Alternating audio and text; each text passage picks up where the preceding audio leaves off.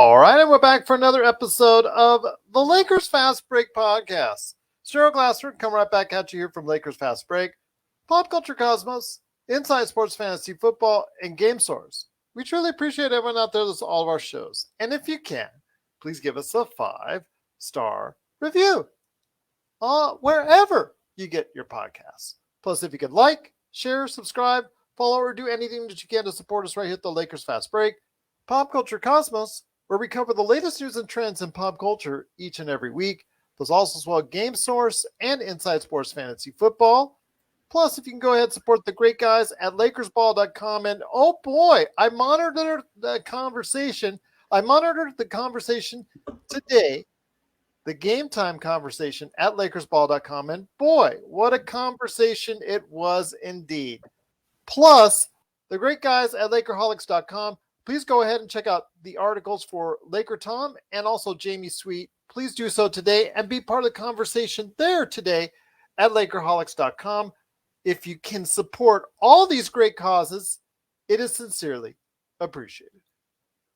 Well, the Lakers, good news. LeBron's knee soreness was not to the point where it allowed him a second time out of the lineup. So he was in the lineup tonight in a rather small lineup, again, with him playing center in this rotation against a young and very hungry team in the Houston Rockets, who right now currently reside in last place in the Western Conference, the youngest or one of the youngest teams in the NBA. And, well, what can I say? It's just the team that's actually it's a learning process, especially with 4 number 1 draft picks.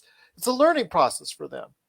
Well, the learning process actually, obviously, so far took a great step forward with the Lakers as far as how to go ahead and combat poor defenses, because the Lakers, even though their offense really was very good for the most part for the entire game, they got off to a great start and was able to go ahead and really execute well on the offensive end of the floor until the last couple minutes in regulation, when the Lakers, unfortunately, once again, could not go ahead and execute well down the stretch. And the perplexing decision in a tie game with the last shot not going straight to the basket and instead trying a Carmelo Anthony 3, that was perplexing enough. But it got even worse for the Lakers, as in overtime, the Houston Rockets, too much youth and too much age for the Lakers, as they just smoothed on by the Lakers in overtime, 139-130. But here today to talk about the game are 2 great guests indeed I see so far. I also want to mention that I will be reading your comments that I posted earlier this week on Winning Time. I was looking for some, so I got some. So we'll share your thoughts out there on Winning Time right here on the program. Plus, we'll also talk about the rumors of Phil Jackson, what's going on with that, because it was reported that there were some rumors flying around that he is has been in contact with Jeannie Buss throughout the entire season. Plus also as well, the continuing harassment and issues going on surrounding Russell Westbrook. His wife took center stage as far as the outburst against all the stuff that was going on with him and all the things that were said and done as far as because of his play is concerned. So we'll talk about Russell Westbrook and his issues. But tonight, he did show up, and that is actually, I say, his second best game of the season. A game that I don't think that he should be too much at fault on the offensive end. Defensive end, well, that's still an issue indeed, but still 30 points for Westbrook, 23 for LeBron, but a very poor shooting game for him, 9 of 26 and 1 of 9 of 3. Unfortunately, he did get just bad shooting game, but he did get a triple-double, 23 points, 12 assists, and 14 rebounds. Malik Monk chipped in 20. Austin Reeves chipped in with 17, and DJ Augustine had 16, and Carmelo Anthony 13, but not enough, especially on the defensive end, where they were so shorthanded and so small indeed. But here today to talk about the game, again, good guys. One guy who was there as part of the chat all game long at LakersBall.com. It is Ox1947. It is Joe Soro. And Joe, great to have you here, my friend. I saw your frustrations. I know you didn't post as much as you normally do, but I was monitoring the whole game on LakersBall.com, and I noticed the trend started going from somewhat positive to all the way downhill. You see this right here? This is what happens when I'm angry. That's how you know I'm really angry. Even if I'm not, like this, it's still there. I don't know when it started, but it happened, I think, maybe about 2-3 years ago. Well, just to let everybody know, my hair was red at the start of the season. At least you have hair. Just be thankful you have hair. LakerTom is laughing. I have him on mute, but he's laughing. At least you have hair. Just be thankful you have hair. For now. Try me by the end of the season. We'll see what happens there. It's not a... I didn't comment a lot. We discussed this before we got on the air. I didn't comment a lot because I don't want to be the guy that's constantly negative. But I'm sorry, I just don't know what else to do. I really have never been this frustrated over a Laker team, even when they won 17 games. Well, LeBron looked tired, fatigued, and he's a guy who just had a couple of days off, and those are not good signs, man. Okay. This is where we don't have enough time to talk about this, but I'm gonna try to keep a lot of people don't. I've been noticing no one knows what Cliff Notes are. This is a whole different generation. But when I was growing up, Cliff Notes were very popular. But anyway, so I'm going to give you the Cliff Notes of this LeBron thing a little bit. LeBron had a layup to win this game. Yes, he did. Why did he not take the layup? I want to know why. I want to know if anybody's going to ask him that when he gets to the press conference. Is anybody going to have enough, I don't know, guts to ask him that question and really ask him the question? Don't ask and then just kind of revert back to wherever you're going to go. Like, why aren't you ask him in a way where you're like, why are you not taking that layup? I hear this. I've heard this his entire career. Those LeBron lovers, they're always like, he makes the right play at the end of the game. And I saw a really cool graph about 4 or 5 months ago. It was the graph between, it was again, I'm not trying to compare him to Jordan. It was an interesting graph. I had never seen it. Let's not go into that. That'll be another podcast. But there was this, it's a good explanation of this whole thing. Yeah. Jordan, when he was going right, had Russell go that way. Pippen was open on the corner. LeBron would have passed to Pippen in that play and probably would have been playing a game 7 after that. And why I bring that up is LeBron he's won 4 championships. Mm-hmm. He's hit clutch shots. He's played in clutch games, which is what boggles my mind. Why are you not taking that layup? Why aren't you taking the last second shot? I don't understand what's going on here. It's a tie game. He was under the basket. All he had to do was get settled, turn around, and do this. Why? I don't understand. Somebody ask him. I'll ask him, but I don't have access. I don't know what to do right now. Right now, it's like my hands are – I'm not arthritic, but they feel arthritic because there's so much tension in them. And watching them try to attempt to play defensive basketball has been an issue all season. So it's at this point, I'm dealing with the little thing in my stomach, the little knot all game long. And I honestly, I was looking at the schedule while I was trying not to comment. There is a very good chance the Lakers will not win another game this month. And I'm happy about it. I want them out of the play-in. I don't want them out of everything. I don't want to watch this team play. They don't even keep their pick, Joe. It doesn't matter. I don't want to watch this team play basketball anymore. They need to revamp this whole thing. I want it out. Whatever Phil Jackson's got, I'm sure Phil Jackson's there just to kind of point out basketball knowledge. Obviously, he's not going to do anything exexecutive-wise. He might. I hope not, because you saw that happen in New York. Yeah, but that was not a good hire. I mean, come on. Carmelo led the New York. That guy never liked Carmelo. Phil Jackson doesn't like anybody, actually. He definitely doesn't like guys that play like Carmelo, okay? If Phil Jackson took over this team, I actually wouldn't be too sad about it because he'd unleash everybody out. And the other thing is you have to understand LeBron doesn't like Phil Jackson. I really doubt that would even be a thing anyways. So I think Jeannie's just trying to look for someone who actually knows what basketball is, how a system is run, how spacing, and play defense, things like that. You do that in basketball, right? You're a professional, right? Do you have pride? Do you have any fortitude to show, hey, you got a bunch of kids who are looking at you and laughing at you, and you're not even doing anything about it? Really? That's who you are? Okay, well. And, I agree with you. He does want to get his buddy Melo involved.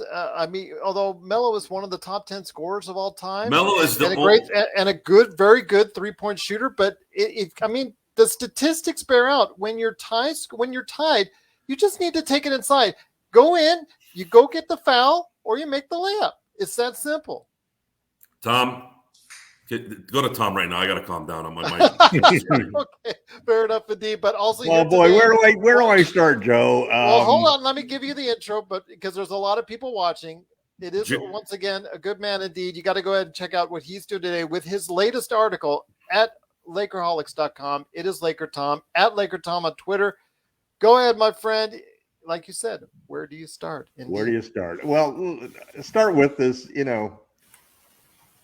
Joe, you got to learn that sometimes in some seasons, you just got to accept what's going to happen because it's going to happen. And, I don't have any knots in my stomach about who's going to win the game. And I didn't have any tension down the stretch about whether the Lakers were going to win or not. I just like all these new viewers that are checking us out. I appreciate it. I think you just have to be realistic. There's nobody I know that considers me anything but overly optimistic. That's for sure. You can debate whether that's the correct adjective or not, but First of all, there's no such thing as half full. When it's half, I fill it up. Then it's full. Yeah. So you know where I stand on that. On this show, the glass half full and half empty. It's the point of view. So a couple of things that jump out at me.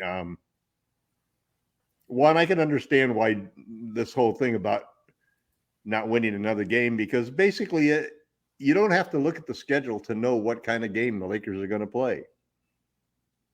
If they're going to play down to the competition and up to the competition, they're going to try to make it close because they've got talent and they've got LeBron. But, the heart went out of the team when LeBron missed that shot. Right underneath the rim, just missed the shot. And that was a momentum killer, that's for sure. Didn't really go for the rebound, and bam, down a three the other end of the court, and you're down 5-0 already in the play. It just happened. The one thing that I do agree with Joe about is that I know that we're 20 years into the 3-point era, but it's still changing, man. A double-digit lead today is 20 points. Anything less than that is not a double-digit lead anymore. So Joe's absolutely right about that. As to where the team goes from here, well, they're going to Washington. Frank Vogel's obviously a lame duck coach, but the truth is that there's as much blame, if not more, on Rob Pelinka. Just having made the Westbrook trade, and as well as the other moves that sort of undermined this whole thing, getting rid of Caruso, not getting anything out of Schroeder, just the time we spent with DJ, DeAndre Jordan, the time that we spent with Avery Bradley, the time that the lineups have been so screwy, Yeah, be careful on the DJ, because we actually now have a DJ that has actually I know. He almost scored as many points today. We traded DJ for DJ. We cut DJ to get something DJ. like that. Yes. But, the thing about it is that it all is going to come down to this summer, because the Lakers will get one of those rare things that you get in professional sports, which is as close to a mulligan as you can get. They're going to have a chance to get rid of Russell Westbrook. The one way or another, they may even wave and stretch him, if they have to. They are not going to wave and stretch him. That was one way or another, they're going to get rid of Russell Westbrook. So they're going to have an opportunity And I'm wondering what they're going to do. Will they go to try to get a third superstar and another cheap light roster filled with minimum players? Or will they go out and try to get 3 starters so that LeBron and AD could have a chance to win a championship? Let me tell you this, though. I think this was the second best game of the year for Russell Westbrook. I think this was a very good game for him under the circumstances. I think what we're asking for. He always plays well against the Rockets. I mean, outside of the Charlotte game where he scored 30 in the second half, I thought this was the second best overall performance. Defensive wise, is still an issue because you saw he was still couldn't handle it on the. He also made two again, but just killer missed layups that key points. I know. In the fourth quarter and in overtime. Yep. And it's just, I'm trying to give him some credit. I know he's had a hard week. I know he's had a real. People are sending death threats. 3 out of 10. 3 out of 10 plays. I'm yelling, great pass, which is great uncalled drive, for. great layup, Russ. And the other 7 plays, I'm just holding my head, and my wife is just laughing. Well, there's no need to go ahead and get personal when it comes to Russell Westbrook or his family. No. So please, if people are doing that, he has noted that people are getting personal and sending him death threats and things of that nature. And that's uncalled for. That's over the line. Yes, he has played mostly lousy. Do you think Westbrook is over the line? No, unfortunately, I think. Well, not to his kids. To him is fine. Not to his kids. But let me, I agree. I tell you, not to the kids. I tell you, not to his wife, I don't not to feel his the kids, same way because and with me, it's more of a racial thing because I grew up as the only Chinese kid in a Midwestern community, and my name was made a lot of fun of all of the time. Tom Wong, and I've heard so many Wing Wong and Chinese jokes that I ended up basically becoming a very combative kid who was always fighting because I wouldn't take that stuff. But so I can understand someone getting upset because of your name. That's all I'll say about that particular situation. I'm not going to. And I also think anybody, the average fan who's critical of Russ, even though they may scream about his game the way I'm screaming about his game, none of us wishes any ill will on the guy. No. I mean, my God, I rooted for this kid since he was at UCLA. He was always one of my favorite players. He's just a bad fit. Was in favor of trading for him. When they traded for him, I said, fine, I can jump aboard that bandwagon. In retrospect, when you combine it with everything else, obviously it was a mistake. And we'll get a chance to see what they do the second time around. They're not going to wave and stretch him. Stop that. I don't think they are. I don't think they are either. That Laker Nation I think that's crazy. Stop it. I want none of that Laker Nation stuff that's on there. But they doggone well at the worst may just swap him with John Wall because that's probably better. I commented on this on Lakers Ball. I wrote a post about it. You stretch Russell Westbrook this summer, and you might as well just retire. There is a big difference between a team that has one of its stars constantly hurt and a aging LeBron who doesn't like to take the last shot. Now, if it was LeBron at 34 and AD was playing 70 games a year, you might consider it. But if I have to see Russell Westbrook's pay, that's 15 plus million a year for 3 years. According to what Tom was saying. We don't want it. That's almost a max contract. There's always two sides to the coin. Your job now is to make sure you get rid of him in some way where you make up for your blunder. Now you're not going to just wimp out and then wait. And we have to look at 15 mil every year. And then if Rob gets fired next year, he doesn't give a crap. LeBron, if he leaves after next year, he doesn't give a crap. If AD demands a trade after next year, he doesn't give a crap. But we're Laker fans. There are other reasons. Things aren't always black and white because this is a gray situation for the following reasons. Number one, LeBron James may be in favor of doing that. There are reasons why you would do that because what if LeBron says, hey, we've got to create room. We got to get rid of Russ. So let's waive and stretch him and I'll sign an extension. Then the second part of it is when you get that, if you waive and stretch him, all of a sudden you're now available to offer $10.2 million full MLE because you can be hard capped to get Monk to save him, because otherwise there are going to be 5 or 6 teams offering him $10.2 million versus the $6.2 million that we can offer him. So, and then every time, and I hate this about the Lakers, but every time there's a situation where there's something financially that keeps them from spending money that they can justify doing from a strategic standpoint, this is one of those opportunities. Well, we hard capped because we had to do the full MLE to save Monk. And well, I'll just say what? It saved us about $50 million in luxury taxes. You know what? I will just say this. Hey, Joe, I just want to say something right now. LakerTom is always serious because he always gets closer to the camera when he wants to make a point right here. I always know when LakerTom is trying to make a point because he always gets closer. It's my favorite part. Yeah, I wouldn't wave and stretch him either. Because I wouldn't wave and stretch him either. But Tom kind of does this. It's kind of like, I don't know. I got a Popeye vibe from it. D. Garcia's It's back. really good. I really like it. Welcome back. Let me address why LeBron. Let me address the other thing that Joe talked, which is a thing, which is LeBron not taking that shot. There is a difference between the mentality that LeBron James has and the way he plays basketball than Kobe Bryant and Michael Jordan. And part of it is those last two guys have a Mamba mentality that is, not only do we want to win, but I want to take the winning shot. And LeBron just basically wants to win. And I think in retrospect, he was a little bit off balance there.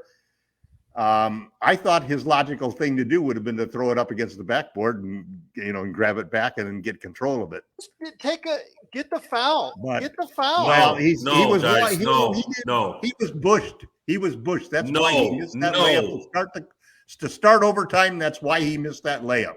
He should have dunked that ball at the start, and he should have driven in and had made a layup attempt rather than just screwing around the way he was doing it. There was no one around him. I can understand. He was off balance when he turned the corner. To do it now, he can't blow by his guy.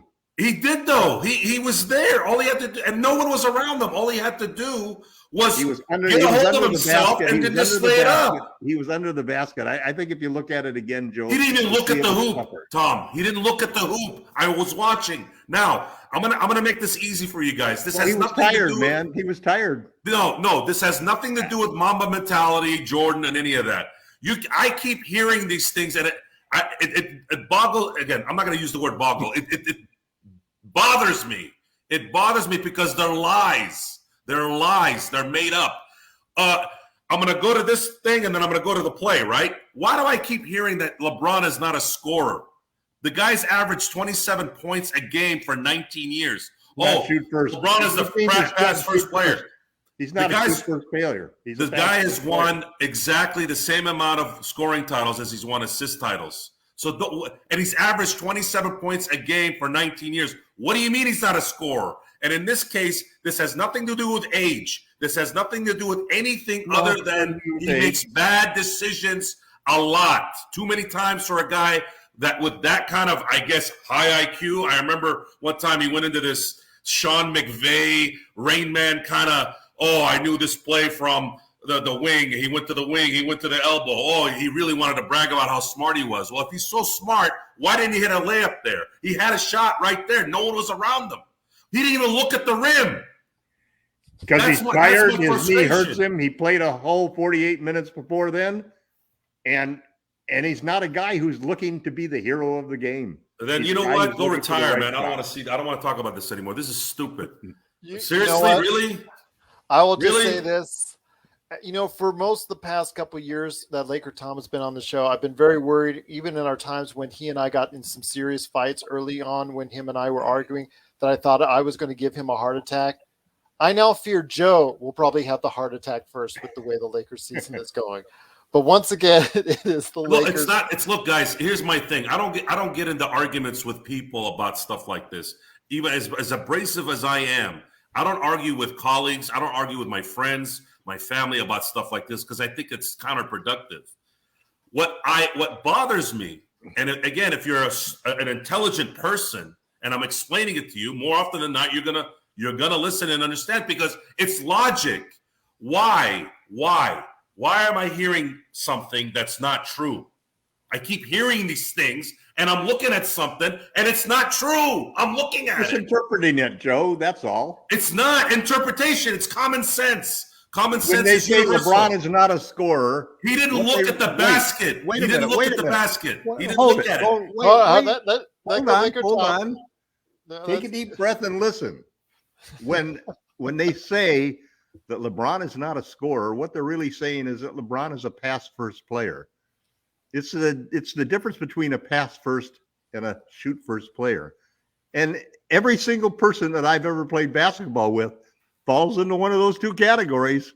You play with them enough and you understand that this guy likes to shoot or this guy likes to pass. There's just two kinds of players. And the other thing you add to it that I think affects the situation is LeBron's a high risk player. He's willing to take that home run pass every time. Even if 1 out of 5 of them is going to be a layup, going to be a turnover, and he ends up with a lot of turnovers. And the way he explained it when he was talking about Russell Westbrook's turnover problem, I think is the way that you have to look at it, that if it's an aggressive move to try to score a basket, that's the kind of turnover you want to make. The turnovers that are careless mistake turnovers because you've got a bad angle or you just didn't get to the right spot to make that right pass. Those are the turnovers that you have to avoid.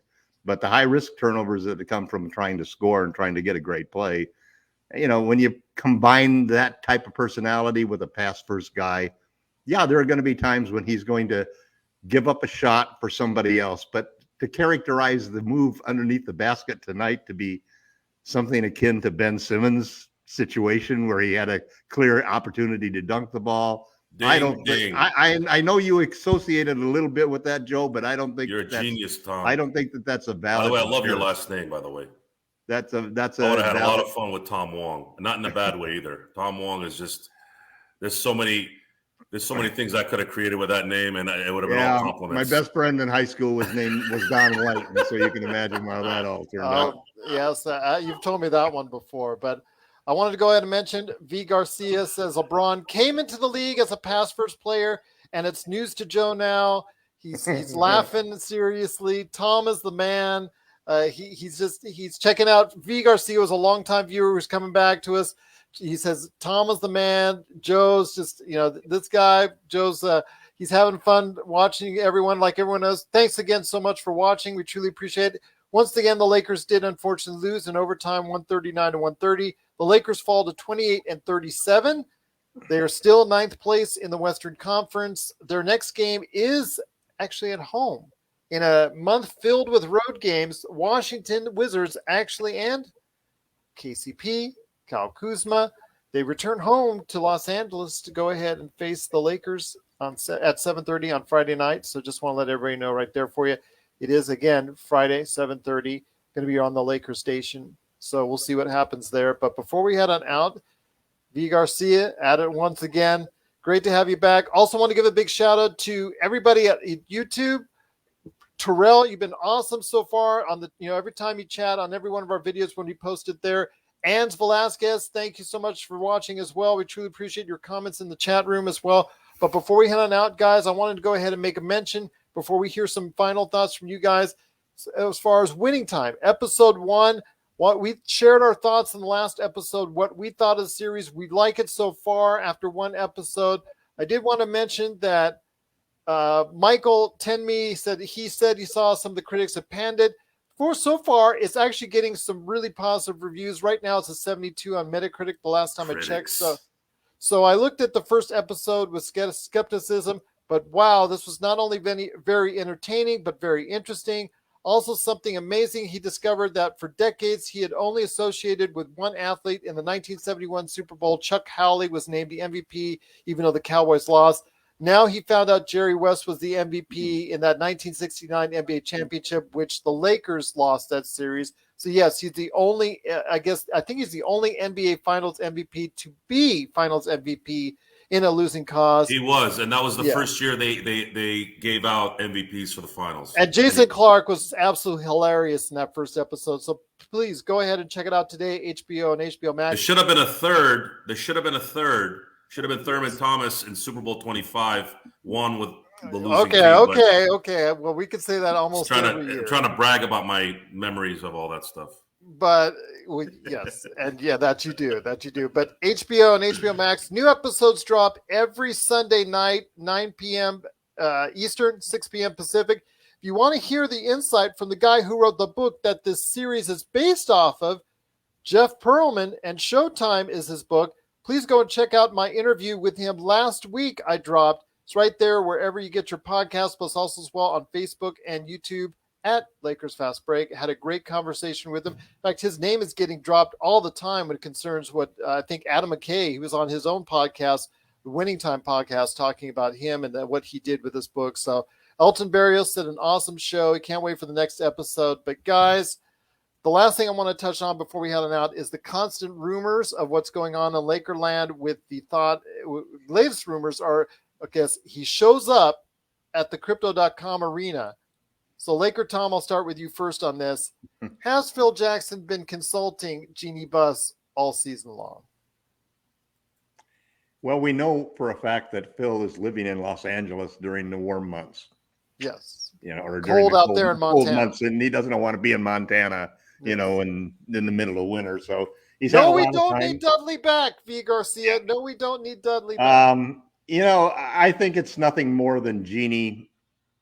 Jeannie, as everybody knows, has her inner circle, and basically those are the people that she turns to. Many of us have friends that we've had, LeBron James, for example, has taken his friends from childhood and has helped them with their particular careers, whether it's Maverick Carter or Rich Paul, so all of us have I think our own little counsel, sometimes it's your father, sometimes it's your mother maybe, sometimes it's Linda and Kurt Rambis. Yeah, sometimes it's Linda, sometimes it's a Rambi.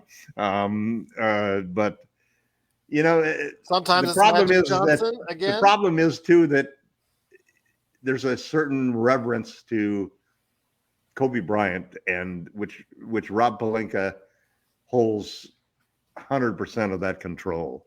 And so they're not going to move Rob out. I think what you may see is Joey and Jesse Buss, moving up. They're both in their late 30s now. They're doing a good job in player development and drafting. So I think that you'll see them move up into the organization. At some point in time, I could see one of them becoming the governor instead of Jeannie. They both obviously understand the game of basketball better than Jeannie does. Still need to sell them. They're not going to sell it, and that's true. I didn't say what I know and what I would like are two different things. Mm-hmm. Yeah, I know. I spend my whole life saying all of the things I'd like rather than the things I have, and then find out at some point in time you're really old, and boy, you're really happy about those things you got now. The person that loves you and the kids that you've got and so forth. So it'll all work out, but the Lakers are going to be a family business. They're not going to be sold. And that's probably the best that you can hope for a change in the front office. Hopefully that Rob's not stupid. He understands that he made a mistake. LeBron's not stupid. He understands that, boy, I wish I hadn't, had dinner with Russ that time. And they'll all learn from it and understand that, okay, let's get back on track and let's get this thing straightened out. And that's the best that we can hope for. The worst that we can hope for is that Phil Jackson becomes a president of basketball operations and Kurt Rambis becomes the new head coach, replacing Frank Vogel. No more. Cannot deal with that anymore. What? Well, you had already said, Joe, that you thought that maybe Phil Jackson getting into that position would be a acceptable thing for you to say. Well, he's not going to be an operations guy. He's too old. He can barely walk. No, Pelinka's likely going to stay. He could coach home games. Yeah, right. No, there needs to be. Kurt could go on the road. They need to do their homework on their next coaching hire. Stop LakerTom hiring. trolling in the middle of the Stop episode. hiring your favorite flavor of the month. Do your homework. Bring the right coach. And make sure LeBron James respects him so we can actually start winning games again. We need to make sure of that. Otherwise, what are we doing here? And again, Frank didn't forget how to coach yet, all of a sudden. But they're not listening to him. That happens. It happens. They don't give a rat's behind what he says. You know how you know? They don't play any defense. Frank is a defensive coach. So we get the message now. We know what's going on. You're not listening to him. I don't want to hear about, Monk doesn't really play defense, or, LeBron needs to save himself. Okay, yeah, LeBron needs to save himself. Carmelo's not really a defensive stopper, but you know what? I've seen Melo try and play defense. Reeves are trying to play defense, but everybody else, do they know what spacing is? Do you know how to stop double teaming when you don't need to? Like these, this is what's going on in my head all game long. Like, am I being an armchair coach? Am I really doing that? I mean, I'd like to think I know this game. I've been playing it and I've been watching it for a long time. I know when there's effort being put in. I know, believe me, it's not that hard to see. And also, when it comes to decision making, I'm not gonna buy the fact that somebody is in the twilight of their career and make a decision that I'm going, this is not a hard decision. This isn't, I can't get to the rim anymore, or I can't shoot. That's fine. You shoot, you miss. That's life. But when you have, it's right there. Just, is it that hard to think about that? Would I be angry if it hadn't happened before? Probably not, because I've seen it happen more than once. This was just the worst one at the worst time, because this likely would have been the last win. Anyways, we probably see this month. Maybe we win one more. Maybe, because it happens, right? Didn't the Rockets beat the Suns recently? So the silver lining in this is the Lakers are going to likely be out of the play-in probably by the end of next week. And then they're going to really be out the week after that. We can take a deep breath. We can let this season get shot in the head and in the chest so that we can go on with our lives and hope and pray. This is the optimistic part. Yay, optimism. Yeah, let's be optimistic when things aren't good, to make us feel better. Try and find the right leader of these guys. And for the love of God, please figure out a way to get rid of Westbrook without having to see his salary for the next 3 years. Because I do look at that list at least 4 or 5 times a year. If I have to see Westbrook, I always try to block the dang one, and that's coming off this year. Yes. Last thing I need to see is $15 million plus for the next 3 years. Plus, no. We upgraded Deng. Look at it that way. Right. And that's, we're not it was a good thing. We're not stupid enough to stretch Westbrook. It was good. Tom, you're right. It was good. But I still got to see it. Russ can probably get $10 million, so he might agree to a $10 million buyout, which would drop it down to $37 million, which would only be like $9 million a year. Okay, LakerTom, let me go ahead and just say this right now, because I've been thinking about Westbrook for a while as far as how he is right now as a player. If his name was not Russell Westbrook, let's say his name was Raul Neto. Did you say Russell Westbrook? No, I said Russell Westbrook. Oh, okay. Yes. I don't call him Westbrook right now. I've only said it a few times on the air previously. I've called him Russell Westbrook before. Yes, so we both call him Westbrook before, but we're going to keep it Westbrook because of what's going on. Miss? But let's say his name was Raul Neto, who's a backup guard in the league, or some other backup guard in the league. Okay, let's say you took a look at his statistics as far as his shooting percentage, his free throw percentage, his number of turnovers, and he was out, and his defense, and he was out on the open market.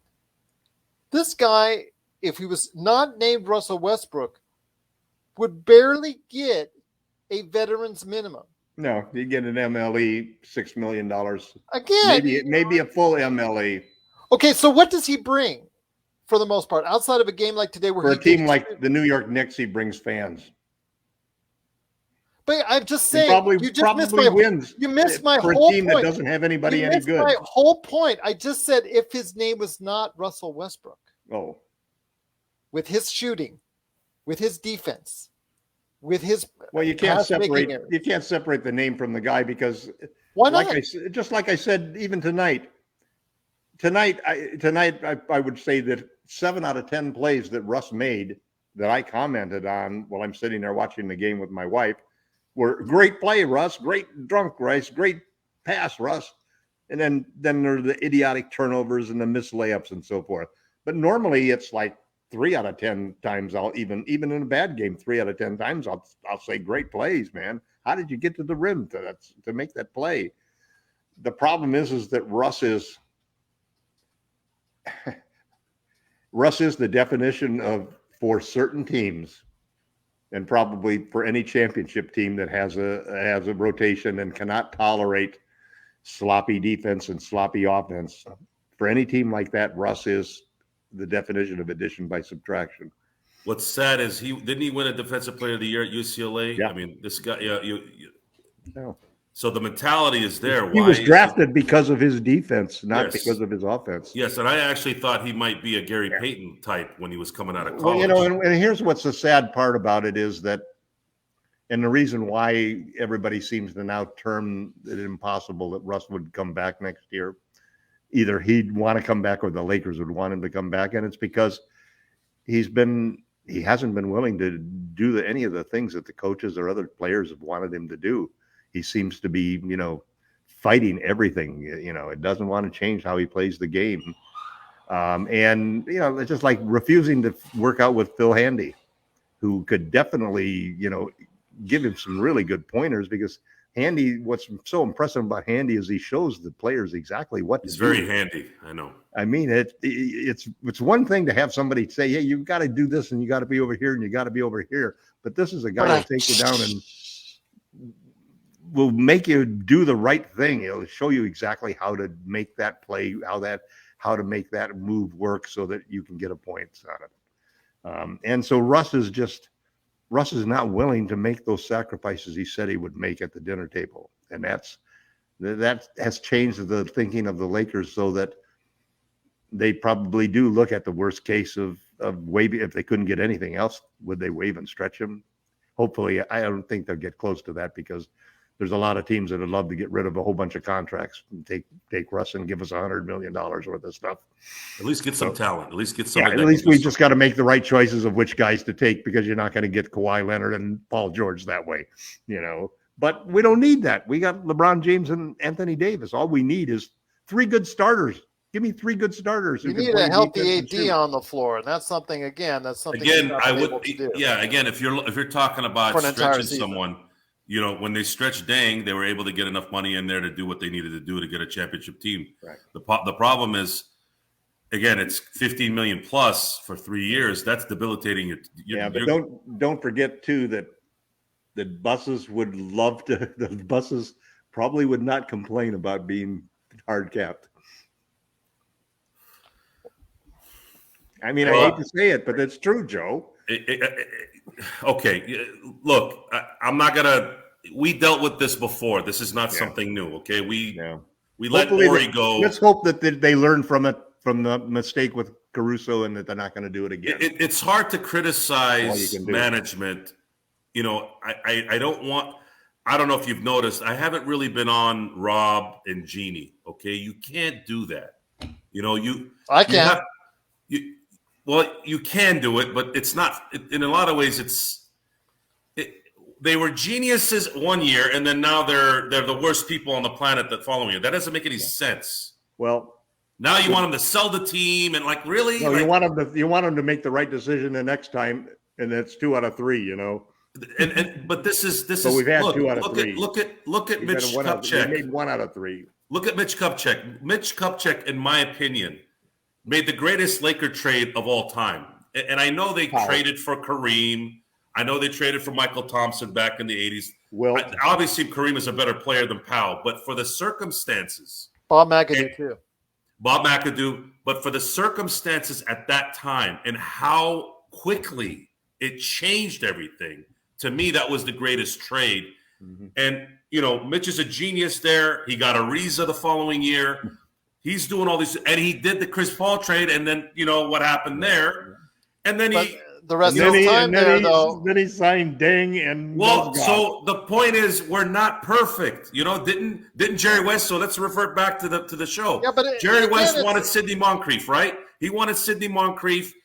And by the way, Gary Vitae confirmed that Jerry was not like I like the embellishment on the show. It makes me laugh. Yeah, but Jerry was more tortured, according to Gary Vitae. He wasn't loud and throwing stuff outside. He was just a depression of just dread. He couldn't watch games. He couldn't even watch games. He'd have to sit up there in the stands, and he couldn't watch it, so he'd go to the dressing room. So again, Jerry West didn't Jerry West draft what was his name, Jacobson, back in the late 90s? Like no one's perfect. No one's perfect. But let me just say this, Joe. Let me just say this. We've finished this on out. Is that when you're a GM, obviously you can't get every pick, draft pick, trade, or free agent pickup the right. But when you're talking about a whole body of work, and yes, a lot of longstanding players or players that were there already in place were still there at the time the Lakers went ahead and won their championship, and he helped sprinkle in a couple little things that helped the Lakers get over the hump and get that world championship. But since then, it's all been on him as far as the decision making, as far as what's gone on with the rest of the roster for the past 2 seasons. And you see what's happened. It's a 1 out of 3, isn't it, Gerald? 1 out of 3. Yeah, but the problem is 2 in a row. This is not a 3-point shooting contest. This is an NBA basketball team, and you cannot go a batting average of 333, which would be great in MLB, but not in NBA as far as choosing players on your roster. You have to hit more than you miss. And right now, it's leaning more towards the miss ratio than the hit ratio for Rob's tenure. Plus, when it comes to Jeannie, when you're talking about this, the Caruso thing really stands out, but there's other little things that have taken place over the past couple of years under her auspices ever since she gained control of the team that have shown that the Lakers are only willing to spend so far and so much. And once they get, once it nears that line, it stops right there. And that sometimes, again, as we've seen in the past couple of seasons, has cost us dearly as far as building a championship roster.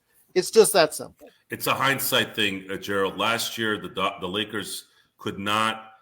I saw this in September, Joe. I've been telling people on this show since September. Well, we saw it in September, but before September, when we made the transactions, or not the transactions, there was what you have to focus on is what was going on last year, right? What happened last year is we were consistent, just like we were consistent playing zero defense all, what is this, the 64th game? Last year, again, I watch all the games. We were consistent. I mean, game in and game out, not scoring in 3 and 5 minute spurts. Imagine in a 48-minute game, you're not scoring a point for what, 1/12 of the game, right? So they overcorrected. And I mentioned that they overcorrected, that there was no defense to be had, especially on the perimeter. You should put another G in your name and put Gerald Genius Glassford then. That'd be awesome. Call you Genius. I think I'll go get a name Triple change. G, baby. You're Triple G. You're Triple G from now on. Well, okay. The only thing I didn't know was Austin Reeves and his performance, because, again, he showed no signs during the summer league. And LakerTom and I discussed this before.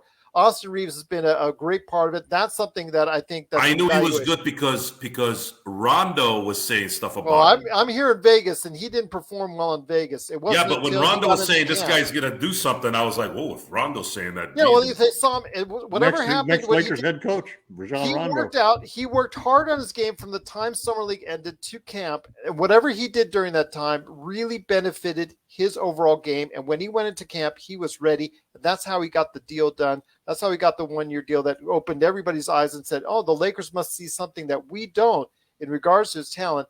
And that was something that Rob Pelinka does get credit for, is getting someone who looks like he's going to be a long-term NBA player. As long as he can go ahead and be consistent on his Or was that offense. Joey Buss?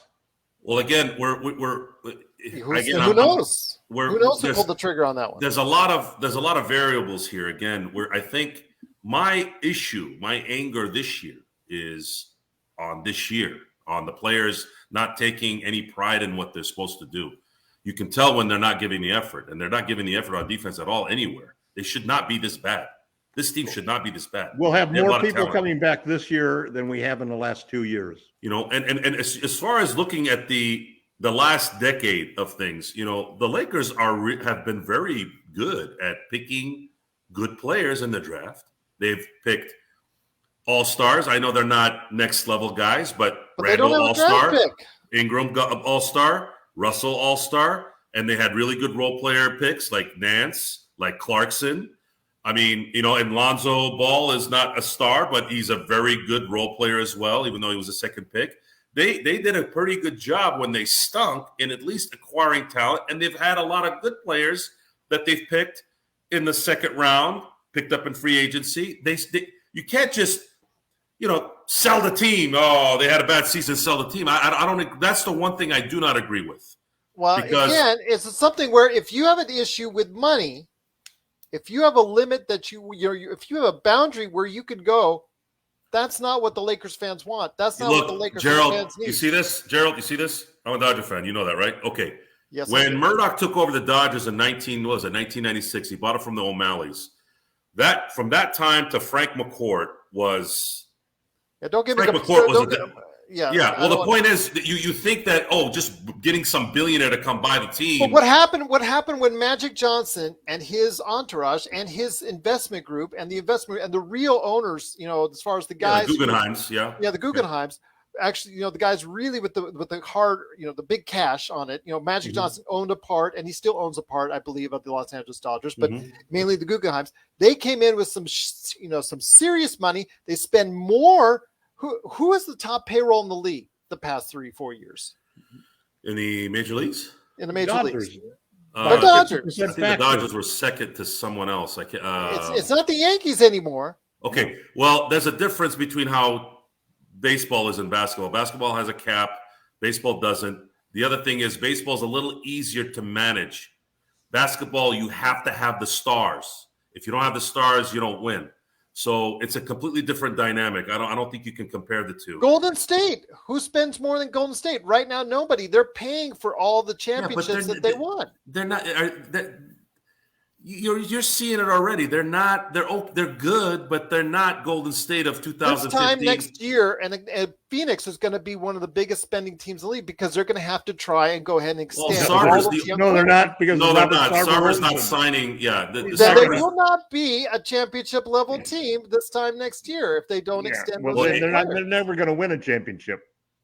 I said championship level. I didn't say championship team. I said championship level. If you don't win a championship, they're going to have to win it this year. Because I agree with this year. They're not going to get it.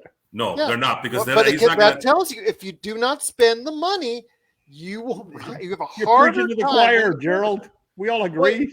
But Joe doesn't. I spent it already. Joe doesn't. No, it's not that. Look, it's not though. Golden State spending money and talent evaluation. If you're not very good at both, it's a harder hill for you to climb. You don't make the most revenue of any team in the NBA and to get outspent by 4 or 5 other teams.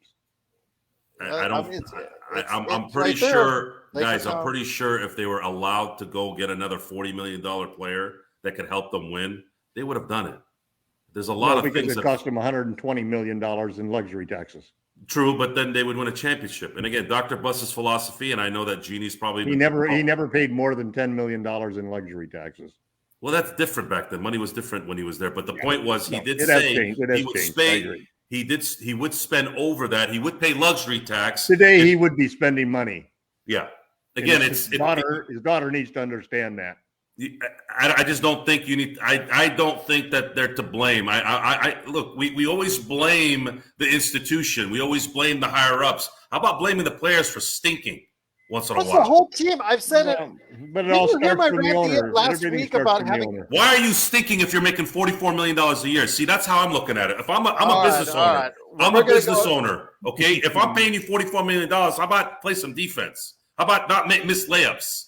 How about that? I'm paying you All right. $44 million. We're going to end this one now, though. I will tell you what, Joe is going to have a heart When's attack. our next He's typing game, Gerald? everything.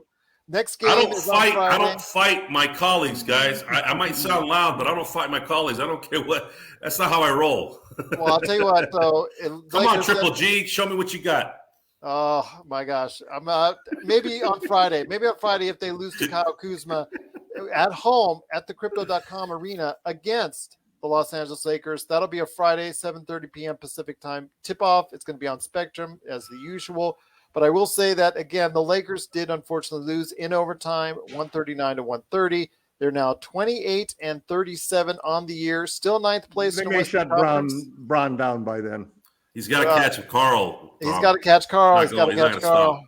It's all about catching Carl. They're a game and a half up on New Orleans right now in the Western Conference, so I think they're going to make it. V. Garcia, GGG versus Esperance.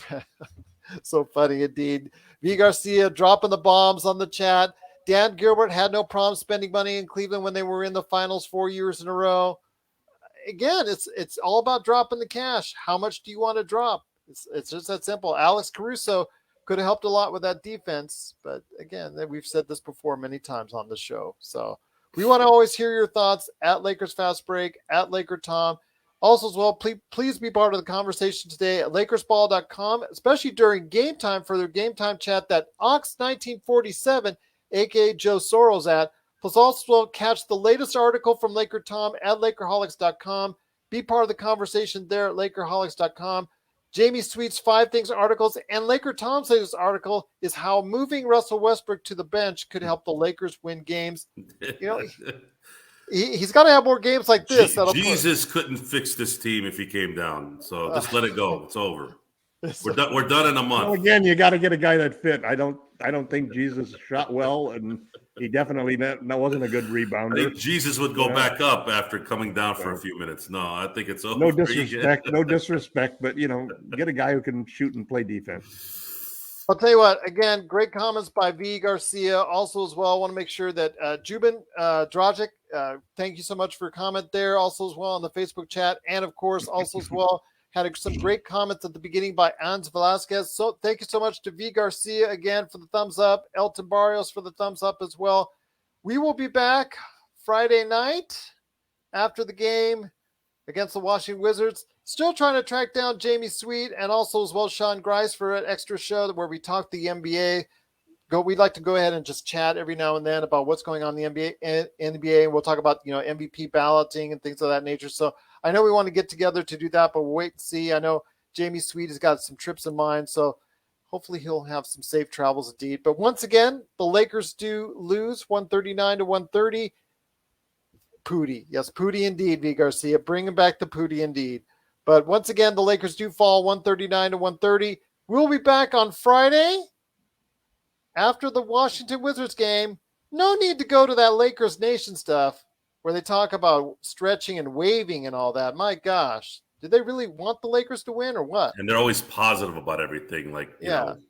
Well, I'm positive they want the Lakers to lose. I think that's what like they normal, want man. Tom is positive because that's who he is. Yeah. These guys are forcing themselves to talk all positive. Oh, it's just like watching the Sportsnet show. Hey, are the Lakers done, or can they get out of this? What? Really? That's the question they're asking each other after 64 games? This team is dead. They're dead. I'm going to watch because I want to come on here and talk about it. That's it. Otherwise, I would have taken a vacation. And that you will, my friend. You'll talk about it indeed, but we'll be back on Friday night after the Washington Wizards game right here at the Lakers Fast Break Podcast.